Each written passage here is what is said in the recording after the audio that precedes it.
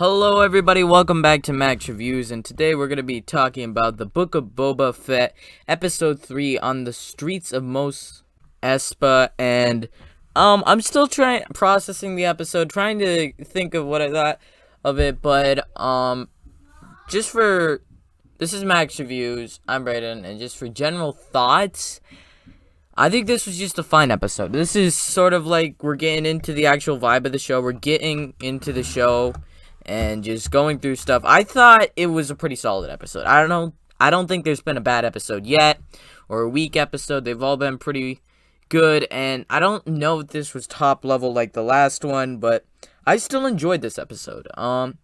We got some development on some plots and plot threads and some characters.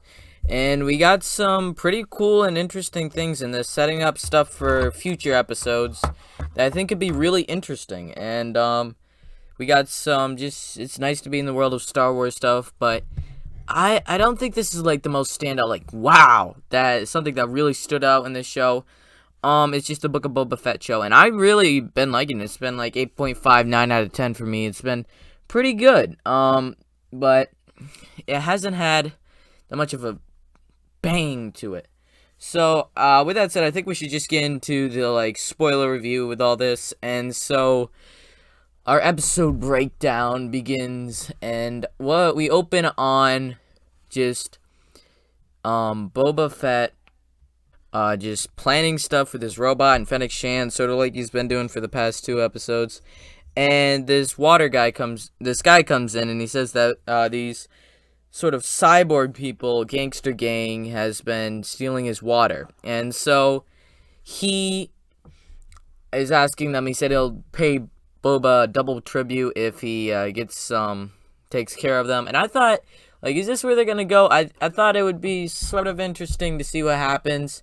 And so Boba Fett accepts, and so he goes to find them, and then they say that nobody really respects him on this, and then they have no work. So Fett, he decides to, when he gets to them, he employs them, and he sort of gives them a job to do, sort of a thing. And I thought that was an interesting thing for Boba Fett. I thought he'd be going against this gang, and I'd be like, I don't really know if that's the greatest way to do this episode. And they did it really well. And so this was sort of interesting to see these cyborgs in Star Wars. I don't think we've seen much of this sort of thing before of robot and human. Sort of reminded me of sort of like a Nebula vibe going on, but still, or like actual cyborg from the DCEU. But it was sort of cool to see him, something different. And then we sort of go back in time again in the Bacta tank, and Boba says that we sort of go back, and he goes to the Pikes and is like, okay, yeah, I'm here to collect the Aaron thing. And so they say that this other gang, the street gang sort of a thing, has been asking for it too, and saying that they control. And so he says he'll deal with it, and he goes back, and they had slaughtered his entire village. And this was the sort of twist that it was a very interesting one, because there's this devastation in it, while also being like, okay, what does he do after this? And so I think it was very interesting to see them all dead. I did not expect it to happen, and it was really great how they did it. And it was sort of a tragedy in ways, because the Tuskens, we have never felt for a Tusken before really that much. Like, if they died in The Mandalorian Season 2, Episode 1, we didn't really care too much.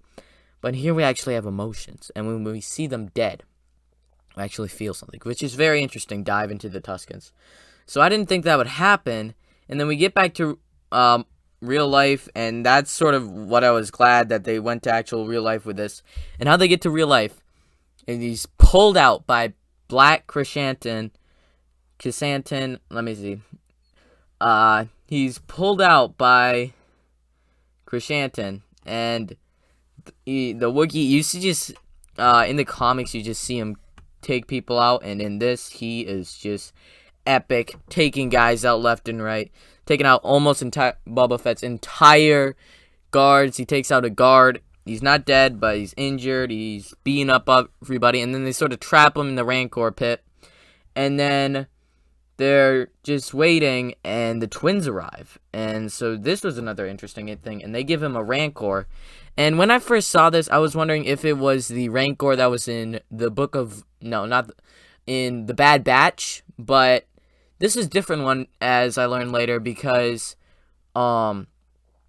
he hasn't been opened his eyes and seen anybody yet, a first human. And we learn a bit about Rancors, but before that, the Hutts, they sort of say that they're leaving Tatooine and that it's the mayor that is the problem, and they just leave. They don't want a war.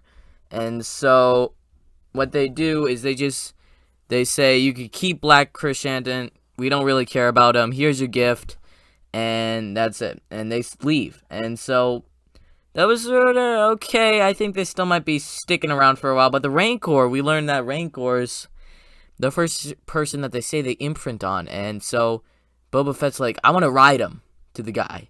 And we get a bit into Rancor's feelings and stuff, and I think it's just going to be so epic if we get Boba Fett riding a Rancor to fight whoever he's going against. That would be so cool. But they go to see the mayor, since they're sort of learning that that's a thing. And so Fett, Shand, the cyborg guards all go to question the mayor, but the Tweckel guy is there. And so he just tries to run away. He sort of sends them off, locks the door, and they go through and they see that he's running away. And then you get this sort of chase scene between the cyborg people and him. And it's sort of goofy and weird. I thought it was fine. But the music score is interesting. It's sort of like a chase scene with the Boba Fett stuff. And one thing that I gotta mention, the score in this is very memorable. And I really like the score because the guy that's doing it, I don't know if he's the same guy that did The Mandalorian, but the Mandalorian music and the Book of Boba Fett music are very memorable and very good. I've been really liking it.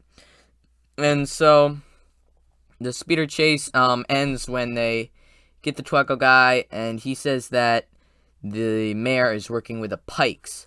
And so one cyborg guy reports, and he tells them that the Pikes are getting in most Espa, and Fett decides to prepare for war. So that's the end of the episode. I thought this was sort of like what I like from the episodes, all sort of put into one episode. You get a bit of the past, and then you also get of what's actually happening. I thought it was just, I'm thinking of it in my head. The other one was longer, but I don't know if I liked it more. So it was a sort of interesting one. This might be my new best episode. I don't know. I think it actually was. This was an interesting episode where we dived into stuff while also getting the bit of Tusken Raiders, a bit of the Hutts, a bit of the mayor, a bit of just everything. And so I really enjoyed this episode. Leave your thoughts in the comments down below. Sorry that this review is a bit late. I'm seeing it Thursday night, and so this might come out Friday. So we'll see. That's my little thoughts on it. Thanks for watching, and Braden out.